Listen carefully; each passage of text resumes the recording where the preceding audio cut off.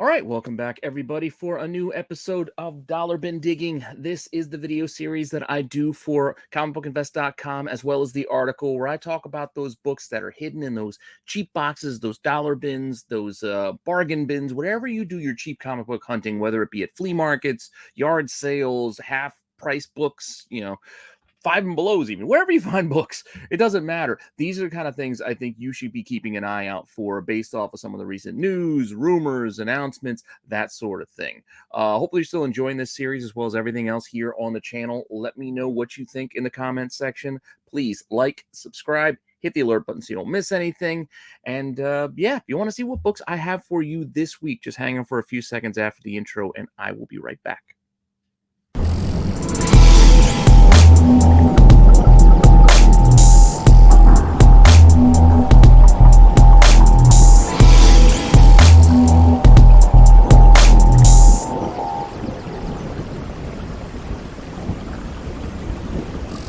All right, this may be a bit of a short one this week. We got a few books. Some of these we've talked about before, so hopefully you guys don't mind us recapping. And because some of these things they come back around, they may have been talked about like a year ago, and now things are starting to come to fruition. So let's see where we're at now. One of those things is a recent rumor coming about that James Gandolfini's son, Michael, has been cast for Daredevil, Born Again. Now, who is he going to be? We don't know for certain, but in that mystery role, a lot of people are thinking that he's going to be playing the Kingpin's son. Now, Kingpin has had more than one son throughout the comics, and a lot of people are pointing towards Richard Fisk, who ends up being the Rose, but I don't know. I just don't see that for him. I don't know. It just doesn't seem to fit right to me. Like, I don't think the character of the Rose is what we're going to see. I mean, it could happen. I'm just going off my own gut instinct, and the character I think that fits him better is Butch, the newer, the illegitimate son, I guess you would say, for Wilson Fisk, that just recently debuted in Daredevil number 13 in 2020. I say recently, but that was in the last couple of years. So it is a newer character as opposed to the Rose, which goes way back in Spider-Man and all that stuff. So that's an older book, and you're not going to find that for $1, but you might still be able to scoop this one out. Though this was speculated on for a while there. This did pop a couple of times over the time it's been out since 2020, but not a lot of people have been talking about it recently, so this is another book you might be able to score on the cheap in an overstock box. Like I said, a discount box of some kind. Just something to keep an eye out for, because again, it is the first appearance of Butch. What's his last name? It's like begins with a P. I can't remember what his last name is, but his son Butch.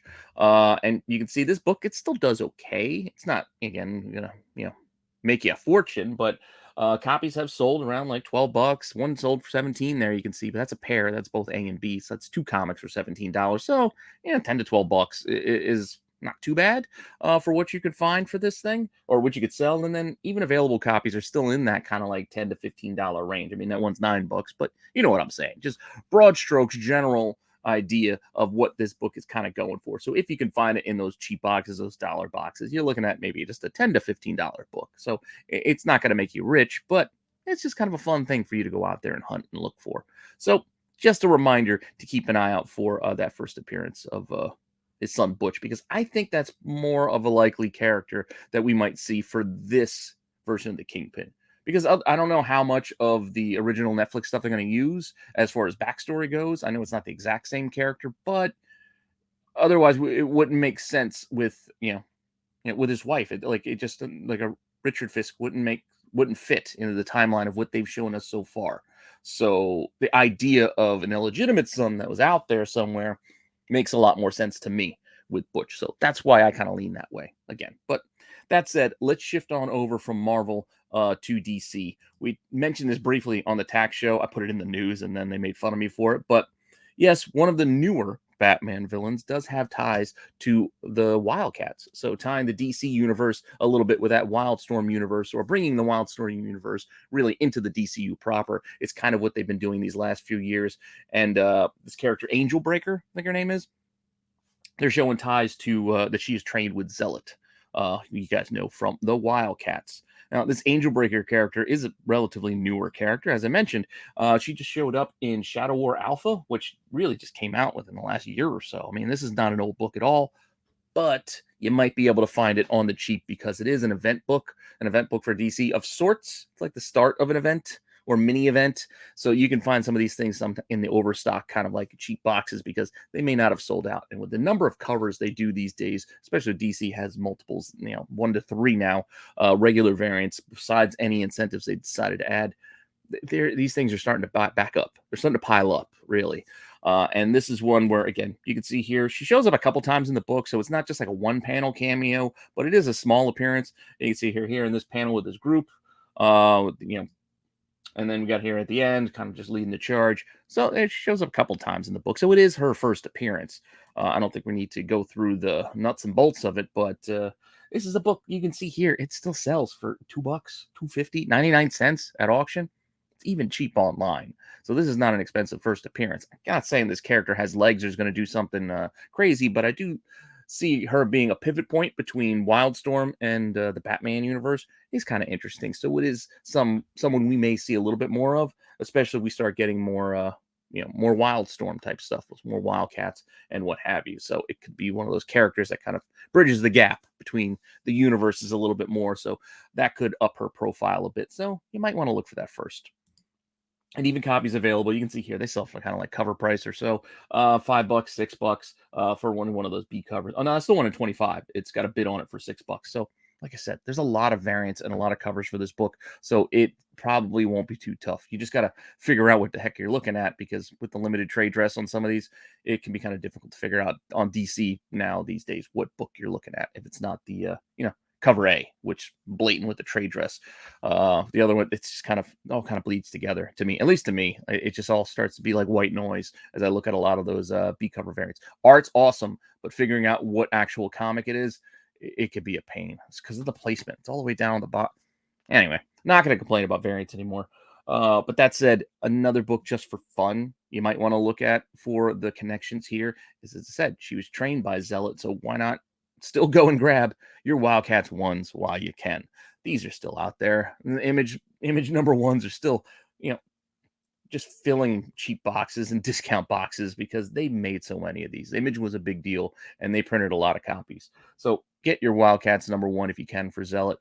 And you might be happy, especially if you can find a newsstand. Newsstands become a really like a fun little extra bit of a scavenger hunt for folks these days, and they will pay a bit of a premium for these early image newsstands. So keep that in mind as well when you're out there digging. The example here is a newsstand as far as the picture goes, but the copies that I have here as examples are not. $4, $3, like it's cheap. It's Wildcats 1. There's tons of these out there. Even available copies, $4, $5, up to $8. Though the newsstand could get you more in that like $15 to $20 range at times. You don't see it often or see it a lot, but they pop up every now and again. So just something to keep an eye out for, especially. Now we're going to pivot back over to Marvel. We are getting, Guardians 3. We just got the trailer release, and it is introducing Rocket's girlfriend, Lila.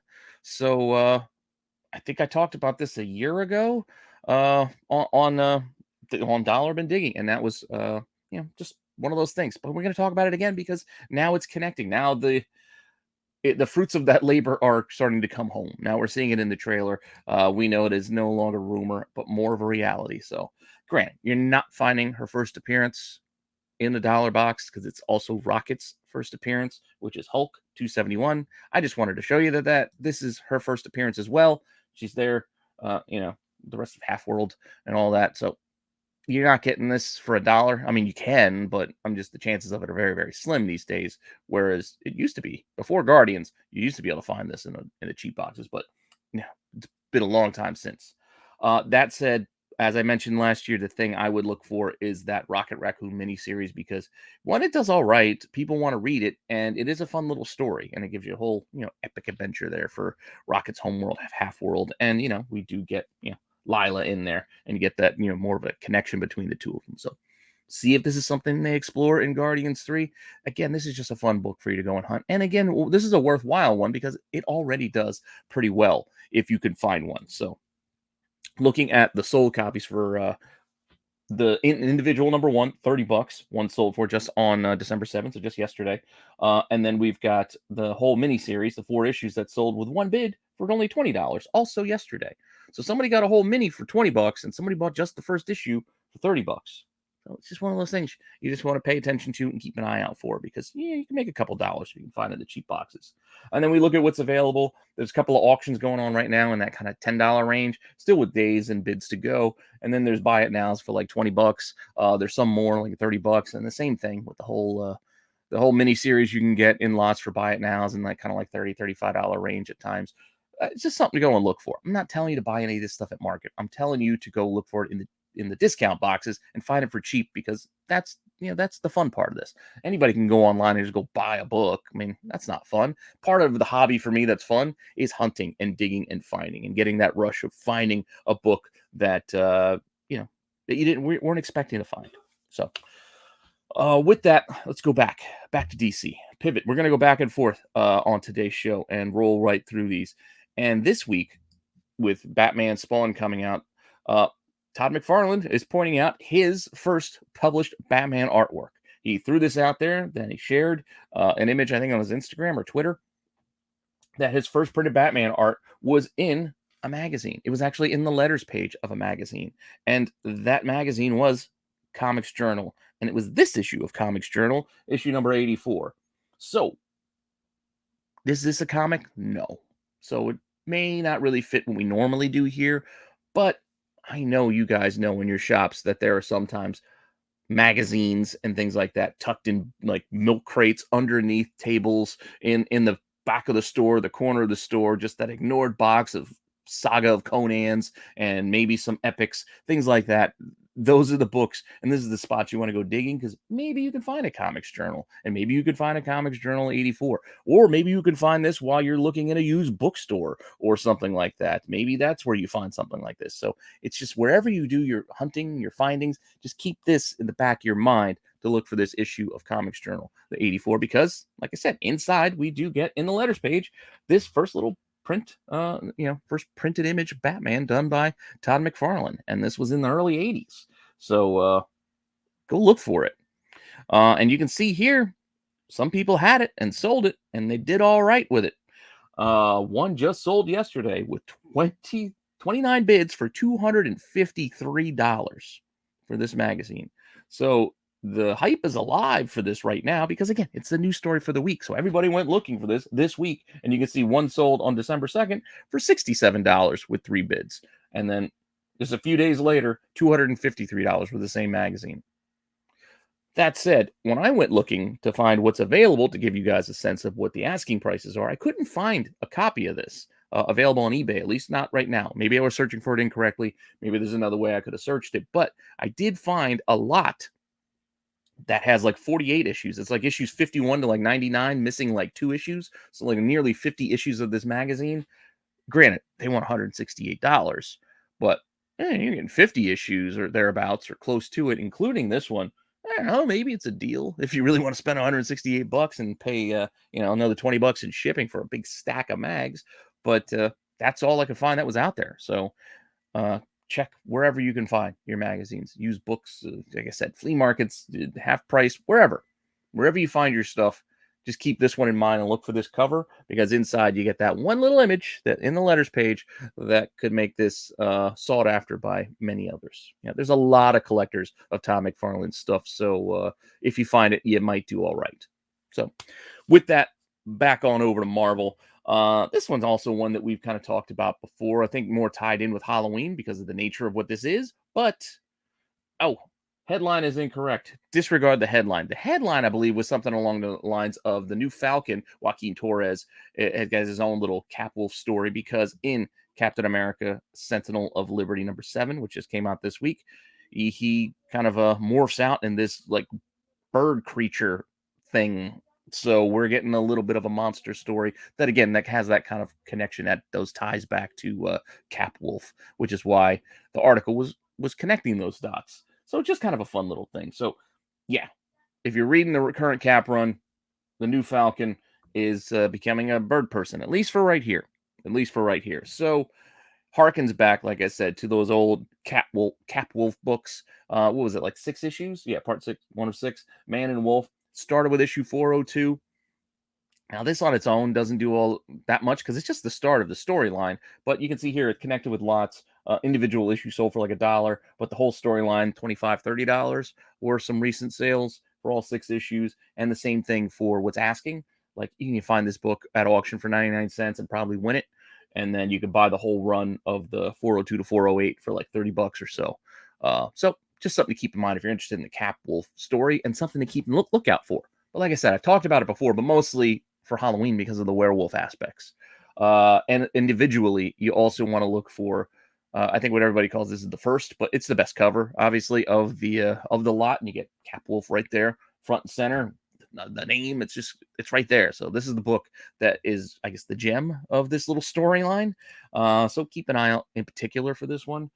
And it's still not that expensive. Look, copies have sold for like under $3, $6, $13. Okay, I mean it's not bad, but it could sell for as cheap as $3. So keep that. And that was at auction too.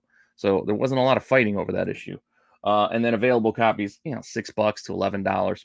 It's not super expensive, but if you find it, it's a kind of a fun little thing and a fun little run that you can try to build out just for an odd story to read about Captain America turning into a werewolf. Yeah.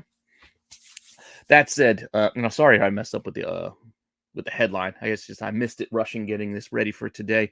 But we do have one more, and we're gonna hop on over back to DC and check out Batman's daughter.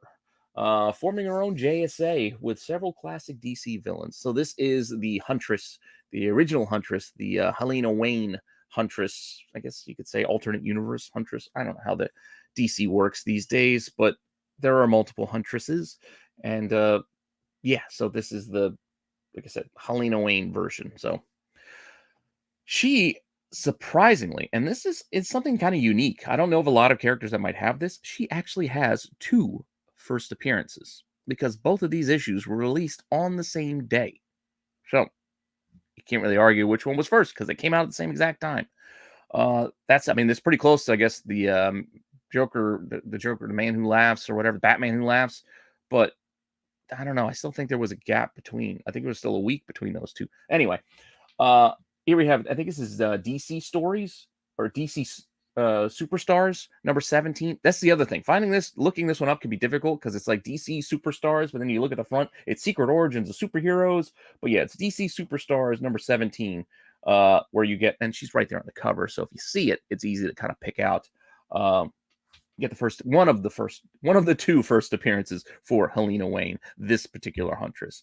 And I know you're gonna say this is a book from 1977, and it's probably not gonna be in a cheap box, but you'd be surprised some of the older stuff you could find in those flea market type boxes because it just gets ignored. I'm not saying a regular comic shop is probably pulling this because they might know what it is, but if you go doing your digging in places that aren't run by comic aficionados, you might be able to score something because it's gonna look like old garbage, old trash. It could be a beat up copy, it could be a well-read copy, but it still might be worth grabbing because it's just kind of fun to find the first appearances of some characters. And this particular one, you can see even online, can sell for as cheap as $8 or go up to like $40 raw.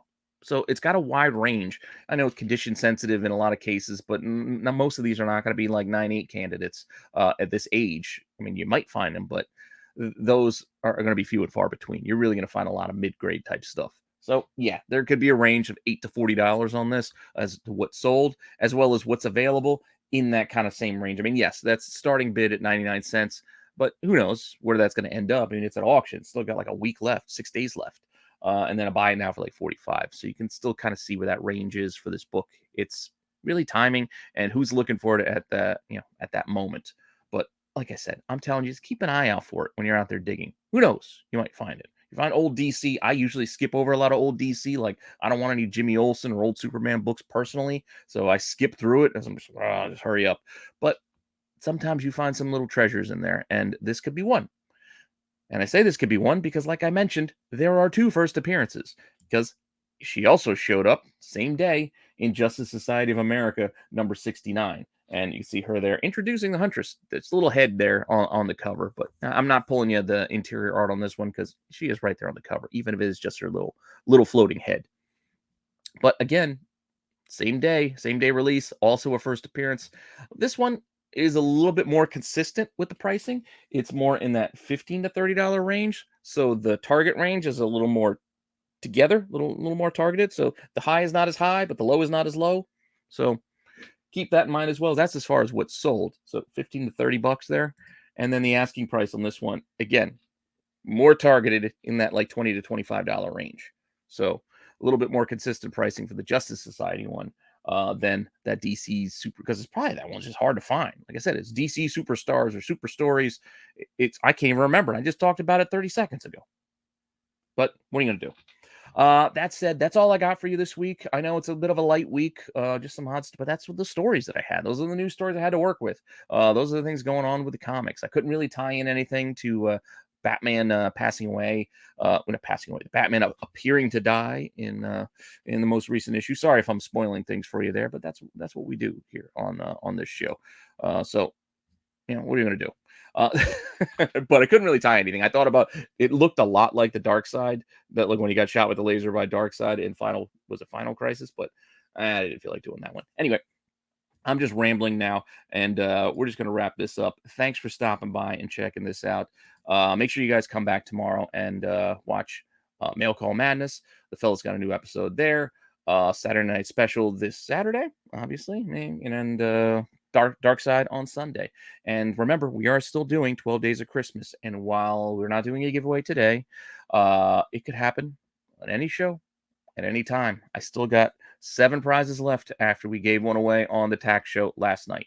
So 5 down, 7 left, including the big prize, which still has that Deadpool Biggie Smalls available, plus other stuff. That's not the only book that's in that pack. That pack's got a lot of weird stuff that are curated by me. So that Pete pack is still out there as one of the 7.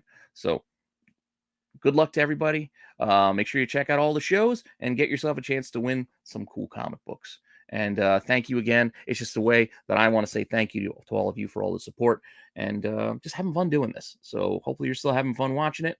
And I'll see you guys soon with some more content. All right. Later.